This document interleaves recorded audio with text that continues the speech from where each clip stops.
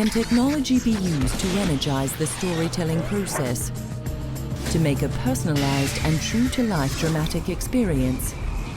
How do you create the illusion of free will with a fixed ending? How do you create a compelling storyline when the audience controls the narrative?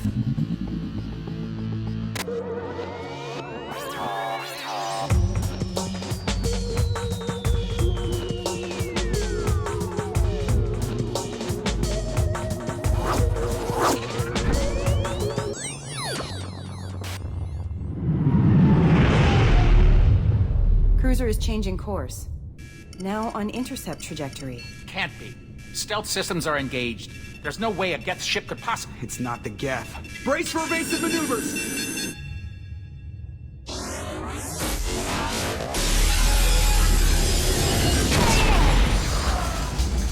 Well, Mass Effect 2 is a dark science fiction story about Commander Shepard, who is facing the greatest threat to our galaxy. Just as humanity is entering into sort of the galactic stage of all these species, they hit into a moment of crisis, not just for humans, but for everyone.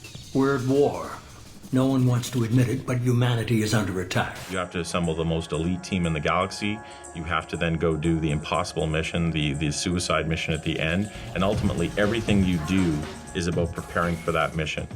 It's got an adult quality, and not so much, with the nature of the violence or with sexuality, but just with this kind of darker treatment of a sense of conflict. We talk about sort of humanity and what does it mean to be human or even to be alive. What it reminds me of sometimes are Isaac Asimov, some of the more high-minded science fiction that I used to read. It's always that what could be, what could we be? And I think people gravitate towards that.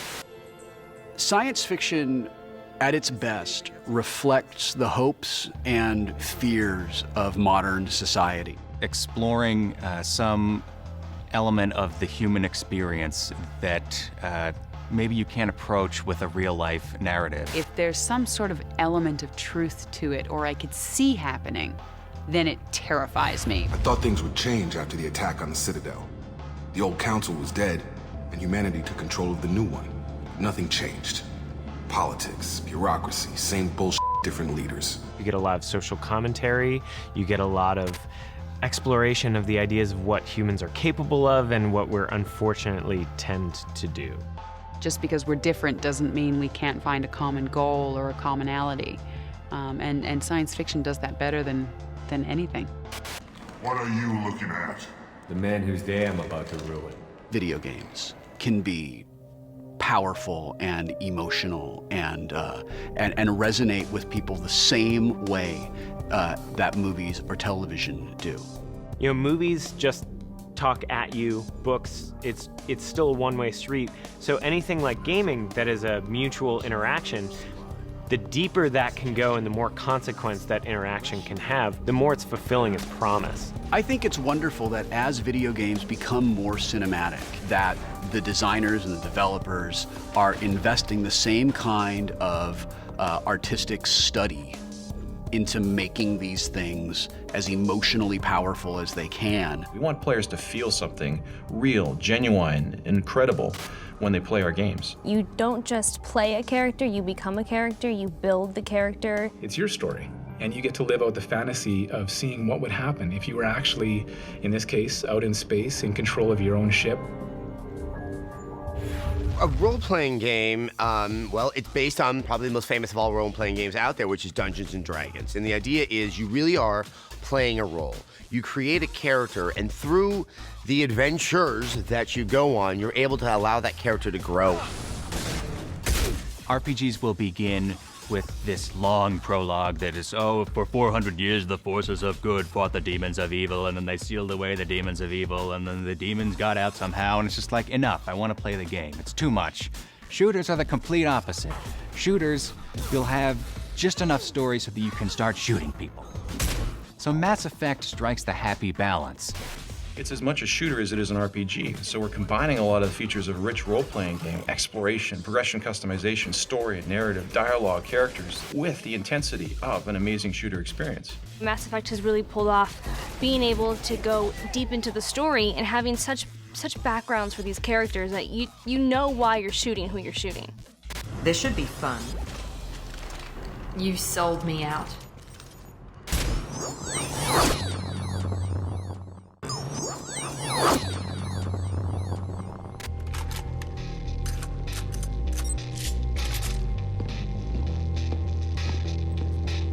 This isn't how we planned this mission, but this is where we're at.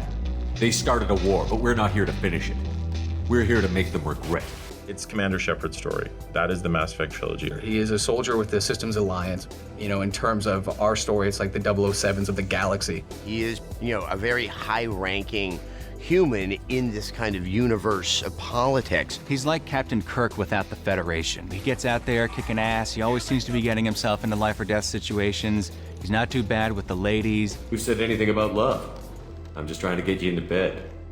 You ass.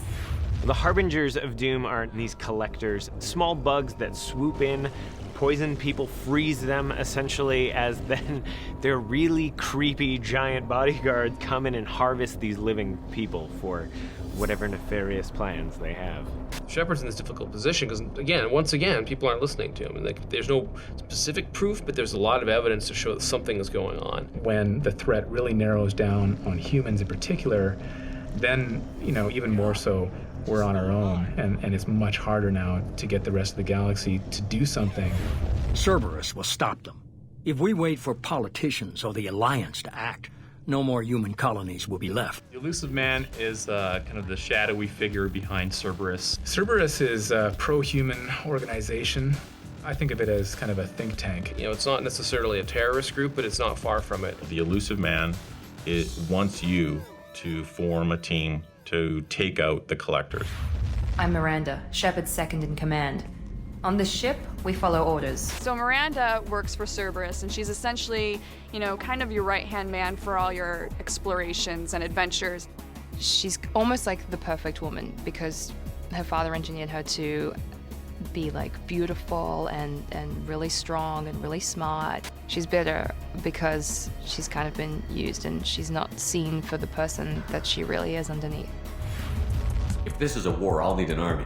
I've already compiled a list of soldiers, scientists, and mercenaries. You'll get dossiers on the best of them.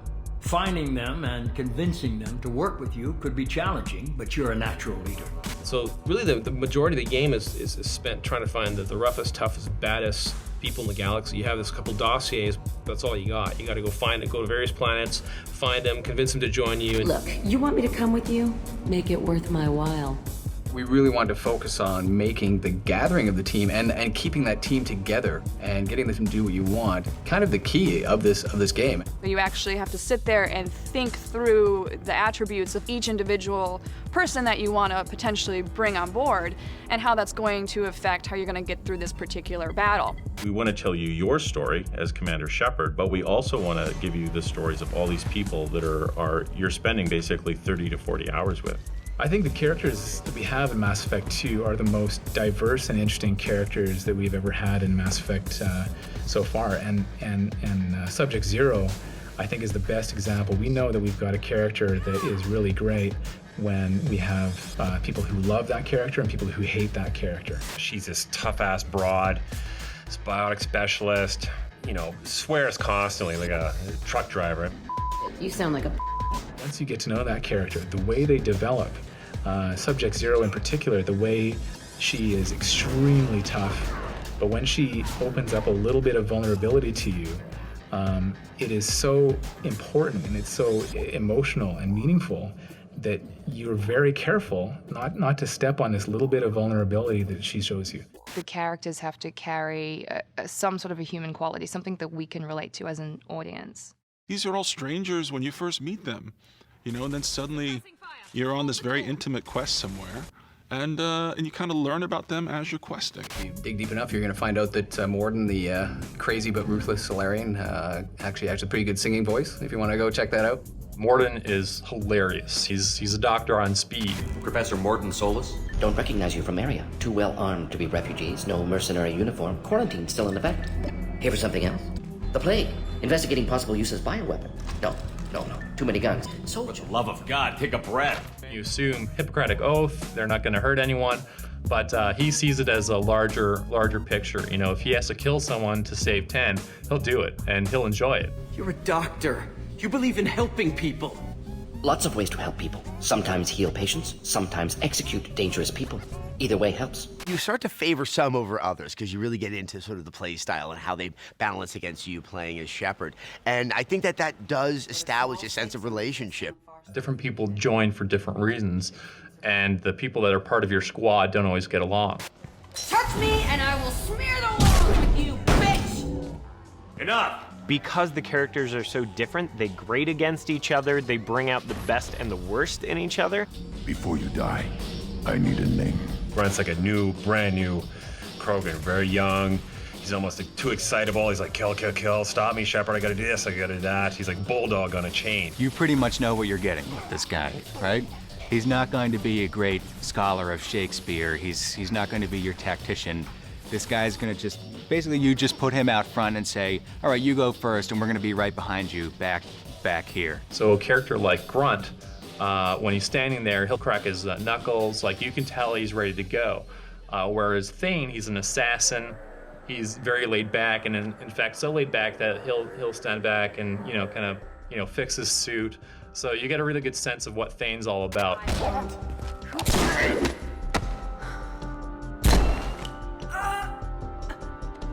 I love the species, I love the look of him, and I just love the nature of it. He's sort of this assassin that is, I wouldn't say heart of gold, but he's definitely kind of struggling with his role as an assassin. This was to be my last job. I'm dying. There's a huge difference between just recruiting your squad mate and retaining their loyalty. I may not have believed it before, but I don't have what you do. That fire that makes someone willing to follow you into hell itself. The end game is completely different depending on whether someone is loyal to you or merely recruited and part of your squad. In this game, man, if you don't got the, the loyalty of your teammates and you're not really doing things that are trustworthy inside the game, like real life, man, you die at the end. In order to succeed at the suicide mission, it's about your characters and how you develop them. And if you haven't developed them, you ultimately can die.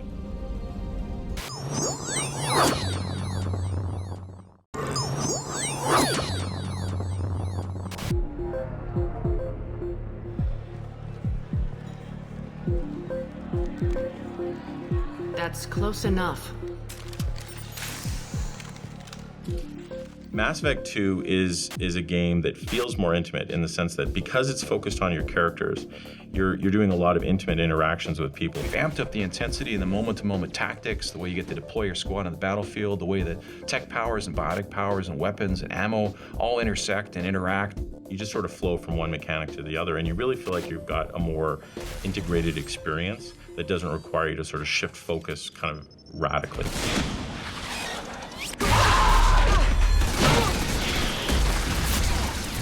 That mech's got heavy armor plating. Those Quarians never stood a chance. This is gonna be one tough son of a bitch to take down. There's an intelligence and a logic to the world. It feels thought out. It doesn't feel like they're just making shit up as they go along. We've put a lot of effort in making sure that the world feels alive. So, I mean, you walk into a room, you're gonna see people having a conversation. They're gonna be over, chopping up monkey parts at the butcher's. All of these things create this world that starts to live and breathe and has some weight and has some credibility. And suddenly you're not just playing a game, you're in that world. It really shows sort of the thoughtfulness behind the development of the game and that real sense of this is my own personal story. I'm not going to have an experience like anyone else who's playing the game. It personalizes it for people. They get more involved, more investment in what's happening around them. The technology has come so far that we can replicate a human in a video game. You're playing seemingly actual human beings that carry emotions, have thoughts, have personalities and different character traits. The conveyance of emotion and the conveyance of actual thought versus what a character is saying via facial expression is pretty incredible. The key to acting is in the eyes. They went to great lengths to actually articulate and differentiate people's eyes. We had a eye strike team that spent months on just the eye noise. So shaders, lights, rim lights, getting depth in the pupils, because you end up looking at them, and if eyes are wrong, everything else will feel wrong. I just want to give your story its due. What, so you can try to do another smear job on me? I wish I'd done that the first time we met. We have a dialogue system that allows you to just constantly make choices as though you're having a natural conversation with somebody. So you end up having a conversation at real-time speed. It's this circle at the bottom of the screen, and it comes up and it gives you all these options of how you can respond in given situations. The top answers are the nice ones, and the farther you go down is the more mean you get. I feel like you do have more variety. It's not just be nice, or be neutral. I feel like there are other shades of gray in there. There's a lot of times that you'll get some dialogue options that are just hilarious, and you kind of just want to pick those just to see what happens. Stand still. Try it and you'll be scanning the inside of your colon. I'd almost pay to see that. And when you click the joke, you kind of feel like you made the joke, and it's one of those. And yes, you feel like you're the comedian, which is really hard to pull off, to make the player feel like they're funny. It ends up being, I think, a surprisingly true-to-life experience where you're talking to people, but you know that something that you do or say will eventually have repercussions that don't get forgotten by the world that you're playing in. We want to have choices with consequences.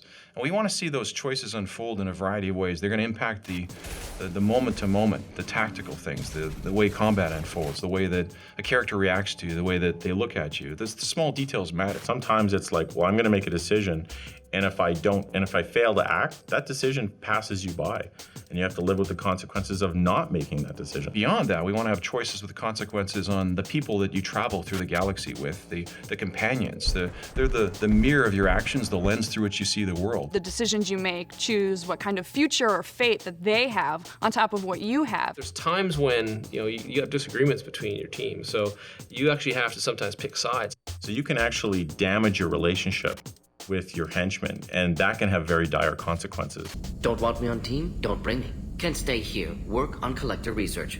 But no apologies. Did what was right.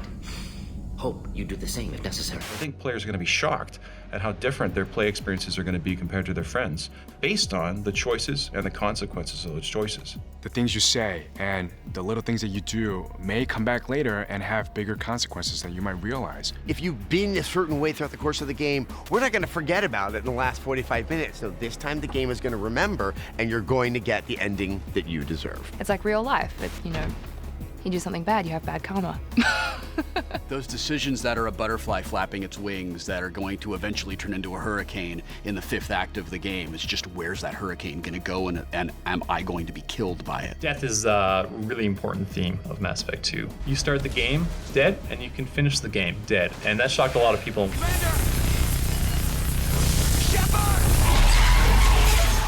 Everyone can die, including Commander Shepard. And it all comes down to the decisions you make and the way you've played the game up to that moment. We wouldn't be serious about a suicide mission if you, as the player character, couldn't die in the end of the story. When a character in a video game who you have grown really attached to for one reason or another dies, it says to the player, this is not a safe world. That's an emotional tug of war with you too. It's these characters you get to know and what happens to them really beats you up over this game.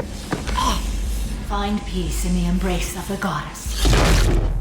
There's not this happy ending where everything's just like, Bambi and birds, and it can really end really, really poorly for you. We're unique in that we give you as many tools as we can to let you explore it in as different ways as you can. That's what defined the games, is that it's you making the choices. It's not watching what a director did. It's about what you're doing to create your own personal experience. And I think this is how you get there, is by being able to control the dialogue, the action, and the real decisions that you're making. Very well, Shepard. The controls are online. The switch and consequences are yours.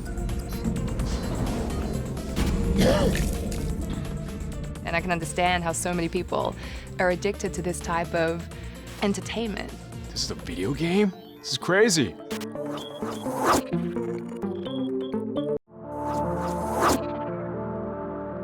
games definitely have created a sense of engagement and involvement and investment. And that has to be because I do start to care about these characters. When you give the audience not only the ability to invest emotionally in the characters, but to make the characters an extension of themselves, you've upgraded the audience from viewer to participant. The more real the characters are and the more truth that they have, the more you're going to believe in it. Can a game elicit any type of emotional response other than maybe anger and obviously fear? Does Mass Effect 2 make me cry? That's what you want to know. Go ahead and say it. I'll admit it, I've gotten a little teary-eyed once or twice, or I've gotten really, really angry, and and it's not just angry because I'm frustrated with the gameplay, I'm angry because of how the story's playing out. Mass Effect 2 is me. Damn, that's an ME too. Mass Effect, hey, there you go. Mass Effect 2 is me. And I really feel like this is sort of the future of where it's going. Games are much more complicated. They're much more dense entities now. The medium that we're in is still so young. We're only 40 years old, and the technology is growing so rapidly. There's so many ambitious people making this stuff. Where we're going is going to be amazing. It's just over the next hill.